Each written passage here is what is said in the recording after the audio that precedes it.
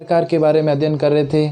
अभी तक हमने राज्य सरकार का जो पार्ट 1 है कंप्लीट देख लिया हमने।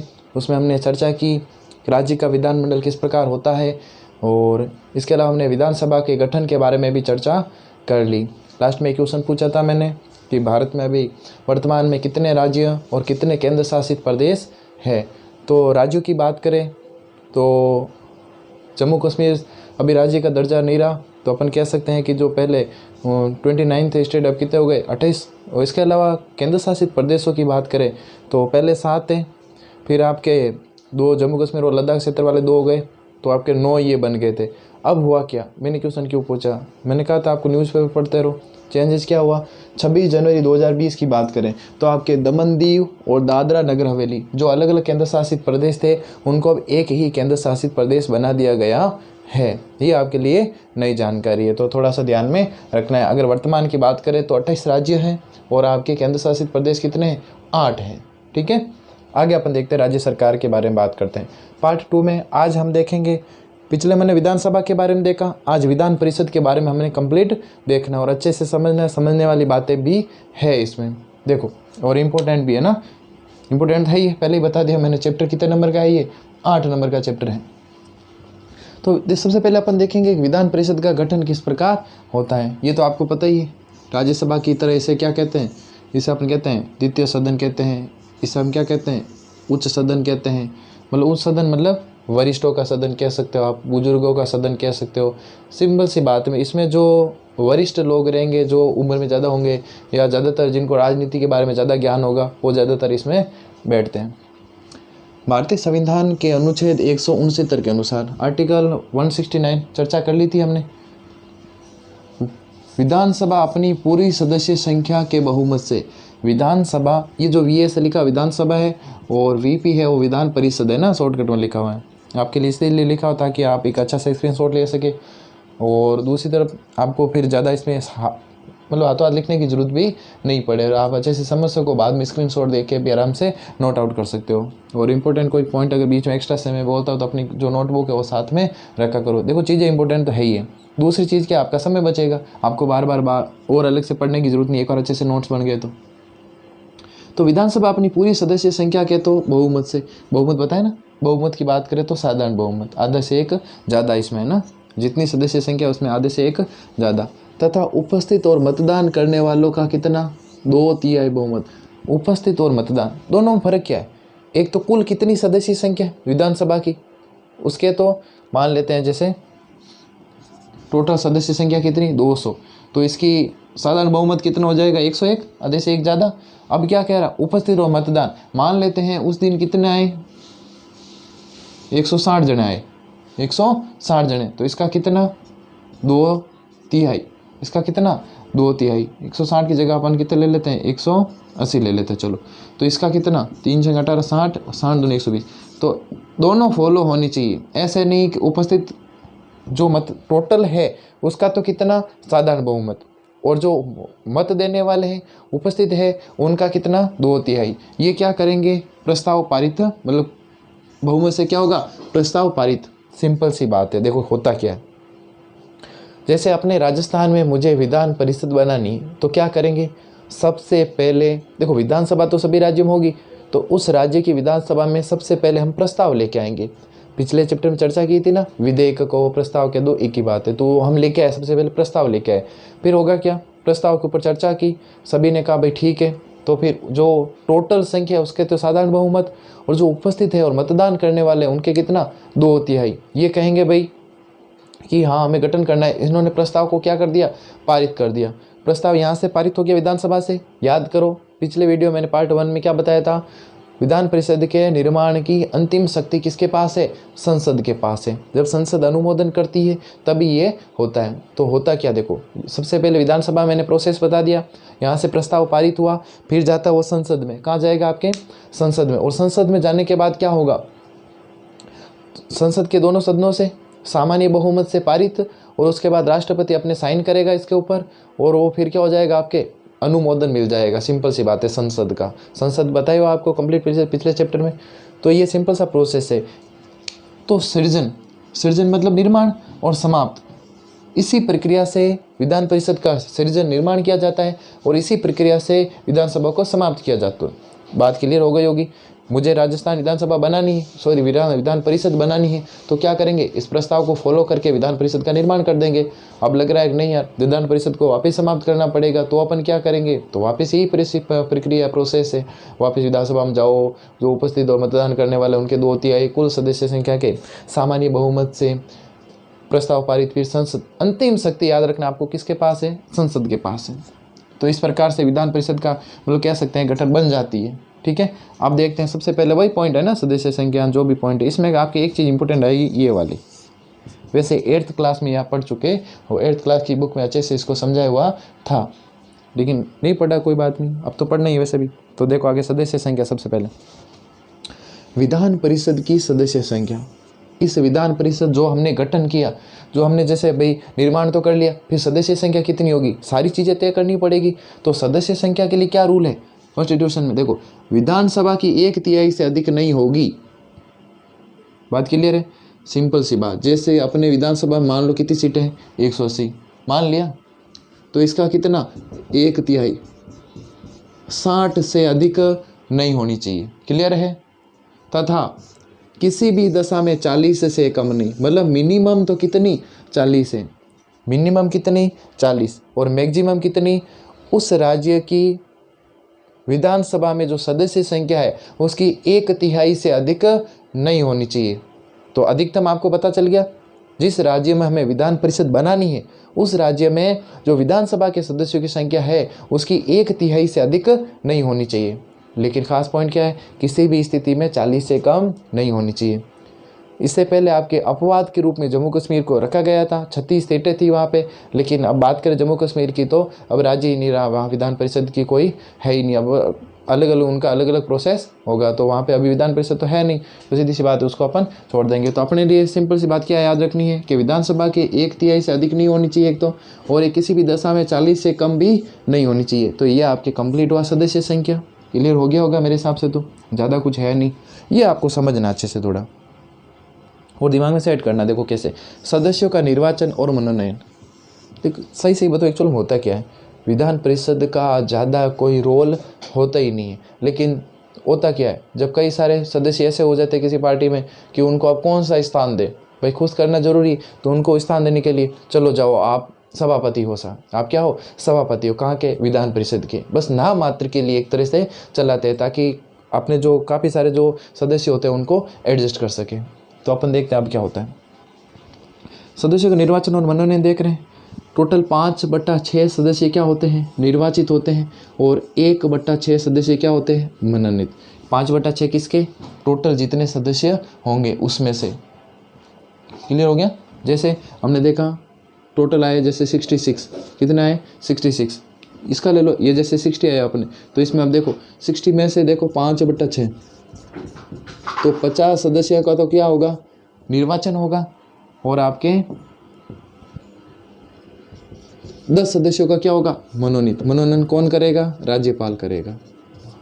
वहाँ कौन करता था संसद में, लोकसभा राज्यसभा, याद है ना, राष्ट्रपति मनोनयन करता था, तो यहाँ पे कौन करेगा, राज्यपाल। तो वापस देखो एक बार सदस्यों का निर्वाचन और मनोनयन देख रहे हैं। निर्वाचित कितने सदस्य होते हैं, जितनी उस राज्य की विधान परिषद में सदस्यों की संख्या है उसका 5/6 क्या होता है, निर्वाचित होता है। 5/6 कुल विधान परिषद की सदस्य, पहले सदस्य की संख्या तय होगी, सदस्यों की संख्या कैसे तय होगी ये हमने यहाँ पे चर्चा कर लिया। सदस्यों की संख्या मान लो अपने कितने आई थी, 60 आई थी, और 60 का हमने ये 5/6 निकाला, तो 50 होंगे आपके मनोनीत, सॉरी निर्वाचित, और आपके 10 होंगे क्या, मनोनीत।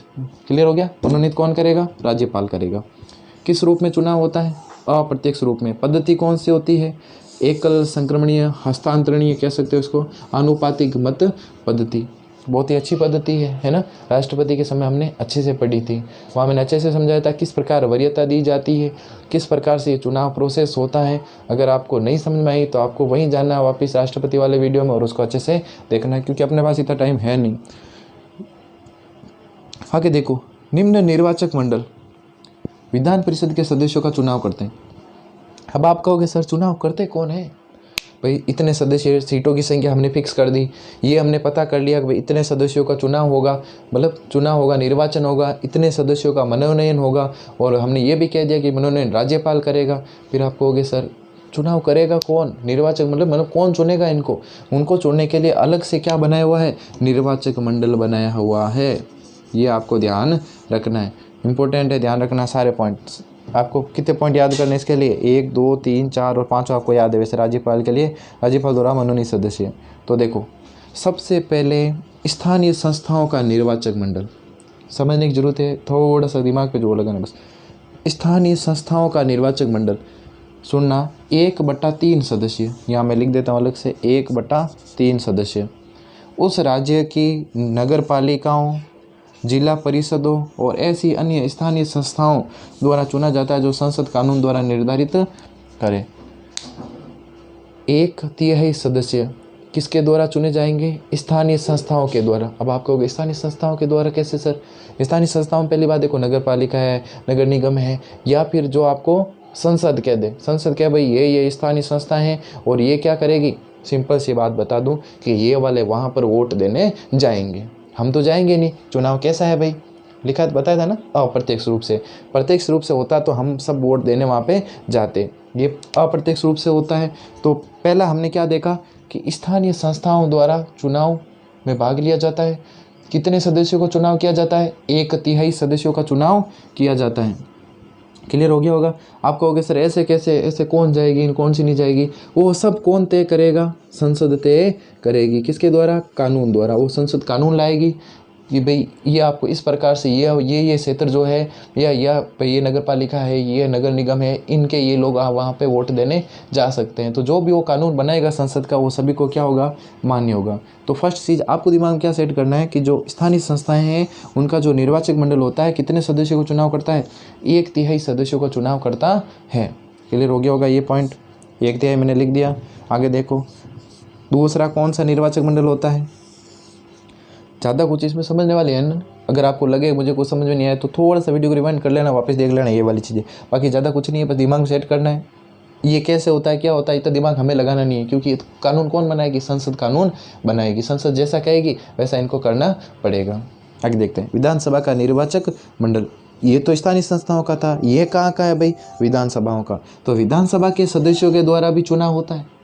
विधानसभा के सदस्य भी कितने सदस्य चुनेंगे? 1/3 सदस्यों का निर्वाचन। विधानसभा के सदस्य नहीं होने चाहिए। सुनना, ये क्या लिखा हुआ है? मैंने कहा सबसे पहले स्थानीय संस्थाओं का देखा, कितने सदस्यों का चुनाव किया? 1/3। उसी प्रकार हम देख रहे हैं जो विधानसभा के सदस्य है वो भी कितने सदस्यों का चयन कर रहे हैं, चुनाव कर रहे हैं? 1/3। लेकिन ये 1/3 जिन सदस्यों का चुनाव करेंगे भाई, ये इनका हमें चुनाव करना है, वो सदस्य विधानसभा के नहीं होने चाहिए। याद है ना, सदस्यता का अंत, दोनों का एक साथ सदस्य नहीं रह सकता। तो आपके विधानसभा के सदस्यों के द्वारा भी कितने? 1/3 सदस्यों का चुनाव किया जाता है। क्लियर हो गया होगा? निर्वाचन किया जाता है। और आपके विधानसभा के सदस्य वो नहीं होने चाहिए। कौन से? ये 1/3। आगे चलते हैं अपन, ये भी आपके क्लियर हो गया होगा। 1/3 और ये आपके 1/12 1/12। देखो कैसे, स्नातकों का निर्वाचक मंडल। सबसे पहला आपके सामने प्रश्न है कि स्नातक ही क्या होता है? ग्रेजुएट कहते हैं जिनको। होता क्या है? आप जैसे आप कौन सी क्लास में आए हो? 10th में आए हो, फिर आप 11th करोगे, फिर आप 12th करोगे, उसके बाद क्या करोगे? कुछ भी, आप BTech करते हो, डॉक्टरी करते हो, कुछ भी, MBBS है ना, कुछ भी, मतलब जैसे आप अपन सिंपल सी भाषा में को तो 12 के बाद आपके जो 13वीं 14वीं 15वीं है ना, उन सब को अपन मिलाकर जो आपके अपन कहते हैं ना फाइनल ईयर कर रहे हैं, फाइनल, वो अपन फाइनल ईयर जो पूरा एक क्या होता है उसको अपन क्या कहते हैं? ग्रेजुएशन कहते हैं। क्या कहते हैं? ग्रेजुएशन कहते हैं। तो जो स्नातक है, 12th करी, 12th के बाद मान लो जैसे BA कर ली तो first year, second year, final, और जैसे फाइनल ईयर कंप्लीट होगी तो आपके तीनों सालों की डिग्री एक आएगी, एक पेपर आएगा, उसके ऊपर आप लिखा होगा भाई आप तीनों में पास हो, तो ये क्या कहलाएगा? ये स्नातक कहलाएगा। आप क्या कहलाओगे? स्नातक। तो शिक्षित व्यक्तियों का मंडल, किनका? शिक्षित। अब भाई सीधी सी बात है, स्नातक है तो क्या है? शिक्षित तो होगा ही ऑब्वियसली। जो उसी राज्य में 1/12 सदस्यों का क्या करेगा? चुनाव करेगा। जो उसी राज्य का हो और 3 वर्ष से स्नातक पास किए हो चुके हो, वो 1/12 सदस्यों का चुनाव करता है। देखो मैं समझाता हूँ। सबसे पहले हमने देखा था स्थानीय संस्थाओं का, नगर पालिका है जो भी है, संसद कानून बनाएगी, वो कितने का चुनाव करेंगे, 1/3 का, ठीक है। उसके बाद हमने देखा विधानसभा के सदस्यों के द्वारा कितने सदस्यों का, वो भी 1/3। उसके बाद हम क्या देख रहे हैं, स्नातकों का। स्नातक में खास बात क्या है, पहली चीज़ ये शिक्षित होंगे, तो अपन कह सकते हैं कि ये शिक्षित वर्ग का क्या है, एक निर्वाचक मंडल है जो उसी राज्य का होना चाहिए, पहली बात तो। अब ऐसे नहीं है राजस्थान में विधान परिषद बन रही है ना, आप जाके दूसरे किसी राज्य से लाओ, ये देखो ग्रेजुएशन किया हुआ है इसके, ऐसा नहीं होना चाहिए। पहली बात उसी राज्य का होना चाहिए। दूसरी खास बात क्या है, स्नातक किए हुए कितने वर्ष कंप्लीट हो जाने चाहिए, 3 वर्ष कंप्लीट हो जाने चाहिए। तो आपके बिल्कुल ये क्लियर हो जाना चाहिए। मतलब आज मैंने स्नातक कर ली तो आज के 3 वर्ष के बाद में मैं उस निर्वाचक मंडल में शामिल हो सकता हूँ। आपको ज़्यादा दिमाग नहीं लगाना है। इसके लिए कौन कानून बनाता है, संसद कानून बनाता है कि निर्वाचक मंडल में कौन कौन होगा। तो आपके स्नातकों का निर्वाचक मंडल बिल्कुल क्लियर हो गया। स्नातकों के निर्वाचक मंडल में कह सकता हूँ कि कौन कौन वोट देने जाएंगे, वो जाएंगे जो उसी राज्य के स्नातक हो और स्नातक किए हुए, उनको ग्रेजुएट हुए हुए या ग्रेजुएशन किए हुए, उनको कितने साल हो चुके हैं, 3 साल कंप्लीट हो चुके हैं। ये हो गया स्नातकों का। ये कितने सदस्यों का चुनाव करते हैं, 1/12, 1/12। क्लियर है। आगे देखो, पूरा देख लो ना, एक बार उसको वापस देख लेना, क्लियर हो जाएगा बिल्कुल मेरे हिसाब से। नहीं हो तो फिर भी मुझे कह देना, तो मैं आपको वापस करवा दूंगा अलग से। इसके लिए एक अलग से और भी छोटा सा वीडियो और बना दूंगा। और लास्ट आपको कौन सा याद करना है, अध्यापकों का निर्वाचक मंडल। सेम चीज़ें हैं राज्य के अंतर्गत। ध्यान रखना, अध्यापक कौन सा होना चाहिए, माध्यमिक विद्यालय 10वीं क्लास या इससे, या उच्च शिक्षण संस्थाओं, या तो 10वीं क्लास या 10वीं से ऊपर वाली क्लासों को पढ़ाने वाला होना चाहिए। क्लियर है। कितने वर्ष से पढ़ा रहा हो भाई, 3 वर्ष से पढ़ा रहा हो। ये अपने ग्रेजुएट था, स्नातक कितने वर्ष से स्नातक हो, 3 वर्ष पूर्व में स्नातक कर चुका हो। और ये कितने वर्षों से पढ़ा रहे हो, 3 वर्षों से पढ़ा रहे हो। तो ये निर्वाचक मंडल कितने सदस्यों का चुनाव करता है, 1/12 भाग को चुनता है। चलो अब एक बार मैं आपको शॉर्ट में थोड़ा सा और समझा देता हूँ। सबसे पहले हमने देखा स्थानीय संस्थाएं। क्या था स्थानीय संस्थाओं में, सिंपल सा था, संसद कानून बनाएगी, नगर पालिका नगर निगम के जो सदस्य वो वोट देने जाएंगे। कितने सदस्यों का चुनाव करेंगे, 1/3 सदस्यों का चुनाव करेंगे। इसके बाद हमने क्या देखा, जो विधानसभा है उनके द्वारा भी 1/3 सदस्यों का चुनाव किया जाता है। और जो 1/3 सदस्य है वो विधानसभा के सदस्य नहीं होने चाहिए, क्योंकि दोनों के सदस्य थोड़ी बन सकते हैं ना। इसके अलावा फिर तीसरा हमने देखा स्नातक का। स्नातक में क्या पढ़ा, 3 वर्ष से पूर्व वो क्या कर चुका हो, स्नातक, उसी राज्य का निवासी हो, 1/12 सदस्यों का चुनाव करता है। फिर हमने क्या देखा, अध्यापकों का निर्वाचक मंडल। अध्यापक कौन से होने चाहिए, माध्यमिक और उच्च शिक्षण संस्थाओं के होने चाहिए। और कितने सदस्यों का चुनाव किया जाता है, 1/12 सदस्यों का चुनाव किया जाता है। तो टोटल अपने कंप्लीट देखो कितने हो गए, एक बार ऐड करके देखो, 1/3, 1/3, 1/12, 1/12 प्लस 1/12 ऐड करो, देखो कितने आ गए एलसीएम, 12। गणित में अच्छी होनी चाहिए भी आपकी। 3 चौक 12, ये 4, 3 चौक 12, 4, 1, 1, 4, 4, 8, 2, 10 कितने, 10/12। 5 से कट रहे, कितने से कट रहे देखो, 2 से कट रहे, 2 5 10, 2 6 12। ये देखो कितना आया, 5/6 आया ना। और मैंने क्या कहा था स्टार्टिंग में कि 5/6 सदस्य क्या होते हैं, निर्वाचित होते हैं। ये 5/6 सदस्यों का जो निर्वाचन है वो इस प्रकार होता है। अब आपके मेरे हिसाब से क्लियर हो गया होगा, फिर भी नहीं हुआ तो आप बता देना मुझे। और लास्ट पॉइंट है आपके राज्यपाल द्वारा मनोनीत सदस्य। राज्यपाल कितने सदस्यों का मनोनयन करता है, 1/6 सदस्यों का। याद करो, राष्ट्रपति वहाँ पे राज्यसभा में कितने सदस्यों का मनोनीत करता था, 12 सदस्यों का। वो कौन कौन से क्षेत्रों से होने चाहिए थे, कला साहित्य समाज खेल समाज, ये अपने कला साहित्य समाज सेवा खेल और विज्ञान है ना, इन क्षेत्रों से होने चाहिए थे। लेकिन यहाँ क्या, एक खेल की जगह बस आपके सहकारिता को जोड़ा गया, कला साहित्य विज्ञान समाज सेवा। अब आप कहोगे सर ये सहकारिता क्या होती, अपने राजस्थान और सहकारिता क्या होती, देखो अपन देखते हैं ना कई बार सहकारी दुकान है, चीज़ें सस्ती मिलती है, थोड़ी क्वालिटी भी ठीक होती है। तो ये है क्या एक्चुअल में, तो इनके लिए जो आंदोलन हुए थे सहकारी आंदोलन, उनसे ये रिलेटेड है। तो जो सहकारी आंदोलनों से जुड़े हुए लोग थे उनको भी इस सहकारिता को ऐड किया गया है। अगर वो सहकारिता से कोई जुड़ा हुआ है तो उनका भी क्या कर सकता है, राज्यपाल मनोनीत कर सकता है। कहाँ पे, विधान परिषद में। सिंपल सा है, आपको बस नाम ध्यान में रखने। सदस्य की योग्यता माओ सारी सेम, वही कौन सी वाली, विधानसभा वाली। बस एक आयु ध्यान रखना है 30 वर्ष, ये याद रखो तो ठीक है, नहीं कोई ज़रूरी नहीं। बस सीधी सी बात है, जिस सदस्य का चुनाव होना चाहिए वो उसी निर्वाचन क्षेत्र का निर्वाचक होना चाहिए। बस सीधी सी बात है, दूसरे राज्य का नहीं होना चाहिए। दूसरे राज्य का है तो यहाँ की वोटर लिस्ट में मतलब नाम होना चाहिए, सिंपल सी बात है। निर्वाचन क्षेत्र का निर्वाचक होना, जिस क्षेत्र से उसका निर्वाचन हो रहा है वहाँ की निर्वाचक जो लिस्ट है, जो उसकी लिस्ट है उसमें उसका नाम होना चाहिए। विधानसभा के निर्वाचक मंडल के अतिरिक्त अन्य तीनों संसद कानून बना करता है। विधानसभा के अलावा बाकी सब के लिए कानून कौन बनाता है? बाकी तीनों के लिए कानून कौन बनाएगी? संसद बनाएगी। मैंने पहले बता दिया था, है ना, घबराना नहीं। ये कैसे होगा, कौन आएंगे, ये संसद तय करेगी, उसकी टेंशन है, हमें क्यों टेंशन लेनी, है ना। आगे देखते हैं अपन क्या है। देखो कार्यकाल, देखो पता ही है आपको ये क्या होती है, स्थायी होती है। आप कहोगे सर स्थायी होती है तो फिर आपने कहा ना इसको समाप्त भी कर सकते हैं। समाप्त कर सकते हैं लेकिन इसको भंग नहीं कर सकते, इसको भंग नहीं कर सकते। जैसे राष्ट्रपति लोकसभा को भंग कर सकता है, जैसे आपने देखा विधानसभा को भंग कर सकते हैं राज्यपाल, मुख्यमंत्री जो भी है ना। तो हमने भंग करने का देखा था राज्यपाल, उसमें देखा था, लेकिन इसमें इसको भंग नहीं कर सकते, इसलिए ये क्या है, स्थायी है। इसे समाप्त किया जा सकता है। इसे क्या किया जा सकता है? समाप्त किया जा सकता है। समाप्त कैसे? उसके लिए जो प्रोसेस है वो ये वाला फॉलो करना पड़ता है। तो आपको एक चीज़ ध्यान में रखनी है, स्थायी है, सदस्यों का कार्यकाल 6 वर्ष है, प्रति 2 वर्ष में 1/3 सदस्य चले जाते हैं, उतने ही नए सदस्य आ जाते हैं, और प्रोसेस क्या होता रहता है, चलता रहता है। चीज़ें बताई हुई है ना राज्यसभा में सेम वाली। उसके अलावा पदाधिकारी, सभापति और उपसभापति, सदस्य अपने में से चुनाव करते हैं और पद से हटा भी सकते हैं। सारी वही चीज़ें 14 दिन पहले उनको जानकारी देना आवश्यक होता है। सभापति अपना त्यागपत्र उपसभापति को, उपसभापति अपना त्यागपत्र सभापति को। तो बिल्कुल आपकी ये जो विधान परिषद का जो गठन था वो मैंने कंप्लीट करवा दिया। अब बस आप देख लो इसके अधिकार और शक्तियाँ। वीडियो थोड़ा बड़ा बन रहा है, कोई बात नहीं, बड़ा होगा तो अच्छी बात है ना, आपके क्लियर होता रहेगा। छोटे छोटे वीडियो में वैसे भी कोई मतलब है नहीं, है ना। तो विधान परिषद के पास क्या क्या अधिकार और शक्तियाँ रहती है हमने देख लिया। विधानसभा देखी हमने विधान परिषद का गठन देखा। आज हम विधान परिषद की शक्तियाँ भी देख लेते हैं और कल अपन विधानसभा के बारे में चर्चा करेंगे। तो सबसे पहले विधान परिषद के अधिकार और शक्तियाँ निम्न रूपों में, विधान परिषद के अधिकार शक्तियाँ निम्न रूपों में हम अध्ययन कर सकते हैं। सबसे पहले कानून निर्माण संबंधी मैं समझाता हूँ। देखो सिंपल सा बात, कानून निर्माण के संबंध में मैं सिंपल सी बात यही है कि विधान परिषद के पास कोई भी शक्ति नहीं है। एक तरह से आप मान के चलो, ज़्यादा कोई पावर नहीं है, बस फॉर्मेलिटी है। फिर भी मैं आपको देखो समझाता हूँ कैसे।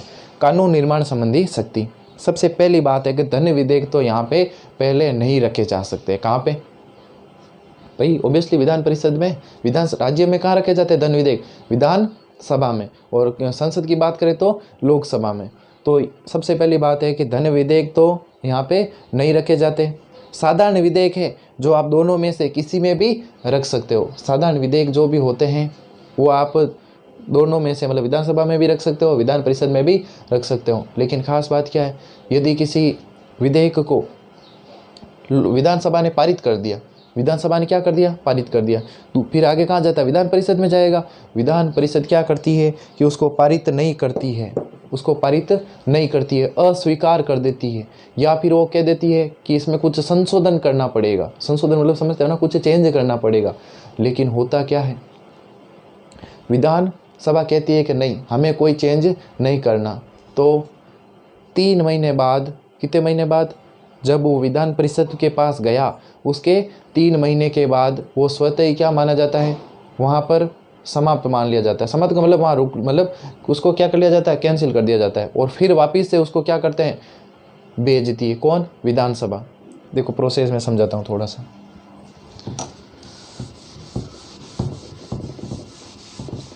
इधर देखो थोड़ा सा, ये है आपकी विधानसभा, ये है आपकी विधान परिषद। कोई विधेयक आया यहाँ पे, पारित कर दिया, किसके पास भेज दिया? विधान परिषद के पास। ये नाटक कर रही है, पारित तो नहीं करेंगे, तो होगा क्या, कितने माह तक रोक सकती है? 3 माह तक। उसके बाद क्या हो जाएगा, वो अपने आप क्या हो जाएगा, कैंसिल हो जाएगा। मतलब 3 महीने बाद क्या हो जाएगा, 3 महीने तक ये इसको पारित नहीं करें, 3 महीने तक विधान परिषद विधानसभा द्वारा भेजे गए विधेयक को पारित नहीं करे तो विधानसभा पुनः भेज सकती है। क्या वापस? थोड़ा ध्यान दो, ध्यान दिलाने के लिए ना।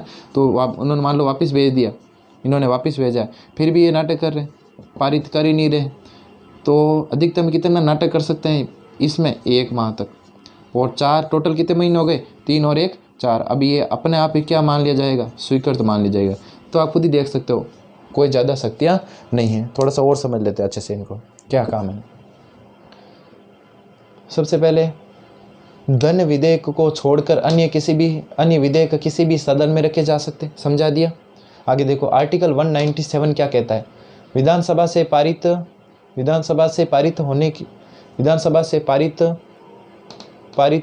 विधानसभा से तो क्या हो गया, पारित, और विधान परिषद क्या कर दे, अस्वीकृत, या उसमें क्या करे, संशोधन। अभी समझे, विधानसभा से तो क्या हो गया, पारित, ये क्या कर रही है, नाटक कर रही है, मतलब अस्वीकृत कर दे या क्या कर दे, संशोधन करे, लेकिन विधानसभा को स्वीकार नहीं। इसने कहा भाई तू जो परिवर्तन करे वो मुझे स्वीकार नहीं है, वो मुझे स्वीकार नहीं है। तथा विधान परिषद 3 माह तक पारित नहीं करती। कितने माह तक पारित नहीं करती, 3 माह तक विधान परिषद उसको पारित नहीं करती। तो विधानसभा पुनः भेजती है, तो विधानसभा क्या करती है, पुनः भेजती है कि भाई भूल गया होगा, कोई बात नहीं, एक बार और भेज दो, तो पुनः भेजती है। अब सुनना ध्यान से, इंपॉर्टेंट चीज़ है। इस बार विधान परिषद अस्वीकृत करती है, विधान परिषद क्या करती है, और अस्वीकार कर देती है, और नाटक करती है। यह विधेयक रखे जाने के 1 माह तक पारित नहीं करती, 1 माह तक और पारित नहीं करती, तो फिर रखे जाने के 1 माह तक पारित नहीं करती तो वो स्वतः ही क्या माना जाता है, पारित माना जाता है। ये रूल है। तो एक तरह से आप खुद ही देख सकते हो विधान परिषद के पास शक्ति है ही क्या, ज़्यादा से ज़्यादा 4 महीने रोक लो, इसके बाद वो क्या माना जाएगा, पारित ही माना जाएगा। तो अपन स्पष्ट रूप से कह सकते हैं कि ज़्यादा इनके पास पावर है नहीं। विधान परिषद केवल 4 माह तक रोक सकती है, समाप्त नहीं कर सकती साधारण विधेयक को। ये केवल 4 महीने तक रोक सकती है, पूरी रूप से इसको समाप्त नहीं कर सकती। तो सिंपल सी बात, विधानसभा से पारित गया, 3 महीने तक नाटक किए, वापस भेजा, फिर और नाटक कर रहे हैं 1 माह तक, और 4 महीने बाद, मतलब 4 टोटल मिला के ना, और ये थी 1 और ये कितने 3, 4 माह बाद वो कैसा भी जो विधेयक है, साधारण विधेयक, वो पारित मान लिया जाएगा। विधान परिषद किसी भी विधेयक को समाप्त नहीं कर सकती। क्लियर है, ठीक है। जबकि विधानसभा में देखेंगे अपन, अभी विधान परिषद के बारे में देखो। दूसरा, कार्यपालिका संबंधी वैसी शक्तियां जैसे राज्यसभा की थी। पर्सन पूछ सकते हैं मंत्रियों से, इनके जो सदस्य है वो मंत्री परिषद के सदस्य हो सकते हैं, लेकिन उन्हें पद से हटा नहीं सकते। देखो कैसे सारी चीज़ें समझाई हुई है, लेकिन पिछला चैप्टर थोड़ा बहुत आपके क्लियर होना चाहिए, क्योंकि मैं उसी को बेस बनाकर आगे चल रहा हूँ। अगर वो आपकी केंद्र सरकार क्लियर नहीं है तो फिर थोड़ी दिक्कत आएगी, क्योंकि ये सारी चीज़ अपन वहाँ से डिटेल में पढ़ चुके हैं। विधान परिषद के सदस्य मंत्री परिषद के सदस्य हो सकते हैं, सही बात है। मंत्री तो कहीं से भी बना सकते हैं ना, विधान परिषद का हो चाहे विधानसभा को, दोनों के हो सकते हैं। ये पर्सन पूछ सकते हैं, पूरक पर्सन पूछ सकते हैं, वाद विवाद कर सकते हैं, लेकिन इन्हें पद से हटाने का अधिकार नहीं है। तो ये है कार्यपालिका संबंधी शक्तियां किसके पास है, विधान परिषद के पास। क्लियर है। वित्त संबंधी कार्य, वित्त संबंधित आपको पता है कोई ज़्यादा कार्य है नहीं। धन विधेयक है जो पहले कहाँ रखे जाते हैं, विधानसभा में रखे जाते हैं। राज्यों में विधानसभा में रखेंगे तो विधानसभा जब विधान परिषद के पास भेजेगा तो सेम वही रूल है, अपने पास अधिकतम कितने दिन तक रोक सकते हैं, 14 दिन तक रोक सकते हैं। तो धन विधेयक पहले विधानसभा में ही रखा जाता है, विधानसभा पारित कर विधान परिषद में भेजती है तो वो केवल 14 दिन तक रोक सकती है। संशोधन संबंधी सिफारिश कर सकती है, पर 14 दिनों से ज़्यादा रोक नहीं सकती। मतलब 14 दिनों बाद वो अपने आप ही क्या माना जाएगा, पारित माना जाएगा। तो आज अपने सेकेंड पार्ट भी आज कंप्लीट हुआ। अच्छे से आप करो मेहनत।